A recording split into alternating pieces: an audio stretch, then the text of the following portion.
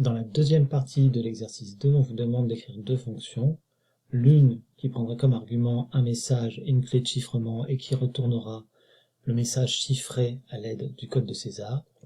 L'autre qui prendra comme argument un message qui a été chiffré avec le code de César, la clé de chiffrement et qui retournera le message déchiffré. Ce que l'on a à faire ici est assez proche de ce qu'on a fait pour mettre les caractères de minuscule à majuscule ou de majuscule à minuscule. Pour mettre un caractère en majuscule, on décalait de 32 le code ASCII du caractère. Cette fois-ci, on va appliquer la même méthode, mais on va le décaler de la valeur de la clé. Donc on commence par définir la fonction chiffrement César,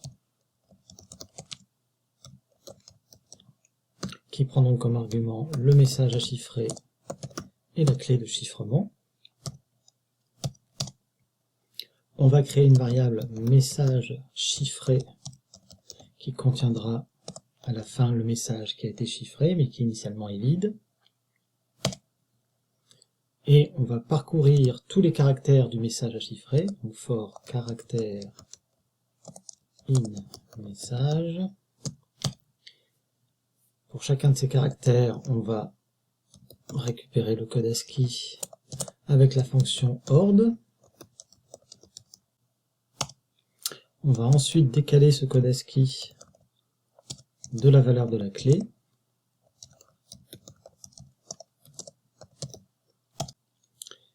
Il ne nous reste plus qu'à recréer le caractère à partir de ce nouveau code ASCII.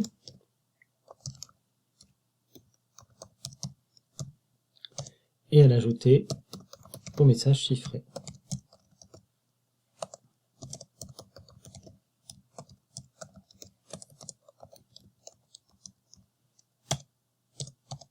Enfin, une fois que la boucle est terminée, on retourne le message chiffré.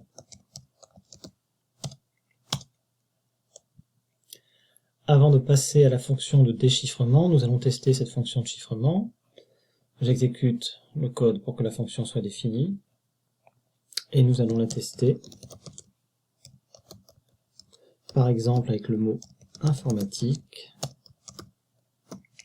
et une clé de chiffrement de 5, et on retrouve bien le mot chiffré qui nous avait été donné dans la première partie de l'exercice. Pour la fonction de déchiffrement, on pourrait procéder de la même manière, sauf que au lieu d'augmenter le code ASCII de la valeur de la clé, on le diminuerait de cette valeur. Il y a encore plus simple, puisque finalement déchiffrer un message codé avec le code de César, ça revient à le chiffrer avec une clé qui est l'opposé de la clé de chiffrement. Je vais donc définir ma fonction déchiffrement César, qui prendra en argument le message chiffré et la clé qui a servi à le chiffrer. Et là, on va tout simplement faire un return de chiffrement César, ce même message, et avec l'opposé de la clé, c'est-à-dire moins la clé.